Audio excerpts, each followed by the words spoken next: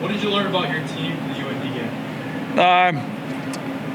I learned that they enjoy playing games against someone other than themselves. I felt like they had good energy.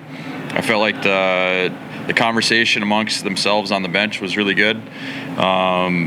They were anxious to get out and compete against somebody other than themselves, and they did so. Just a start for us, but something to build on. We're about 2 days away from the first game here at Metro. What are your thoughts on the Long Island team? I mean, they're in year 4. Coach Riley's done a really nice job growing that program each and every year. They've upset some big teams. When you watch them on film, we don't have a ton on them from this year. They had the one exhibition versus Simon Fraser, but they look organized. They look like they compete. They're tough to play. There's not going to be a whole lot of ice, which is something we're becoming familiar with in our league. So it's going to be a challenge for us, and we're going to need to be ready for 60 minutes and maybe more. Going into the season, obviously we're getting a full CCHA membership. Is there an extra fire with the players and staff to compete? Yes, I think there is. I think the big announcement that energized our guys. It was something that was unexpected. What a great surprise.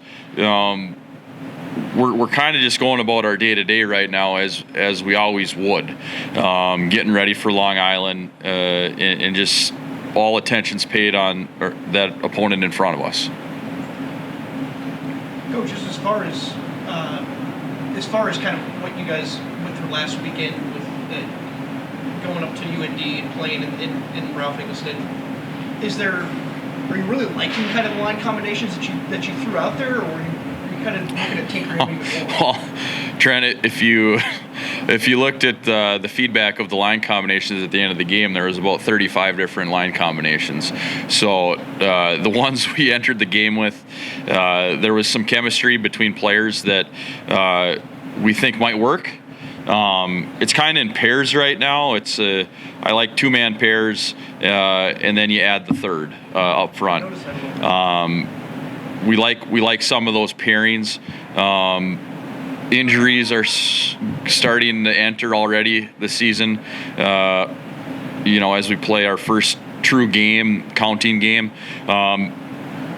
we like some of the combos, but still too early. Can you sort of speak to the excitement about coming back here and playing, opening the season here again at Midco? Yeah, I think there's a ton of excitement. This is our home. We're going to have our home fans. We're going to have our student section. We're going to be able to draw from that energy. The last game we played in here was early March. It feels like forever since we've been able to play in front of some of our own fans, and our guys, as we saw through the back half of last year, our guys absolutely love to play in front of this home crowd. Just this week too, just for your guys, I know Monday was a big one for them. Some of the guys got to go up and go pay their respects to Chad.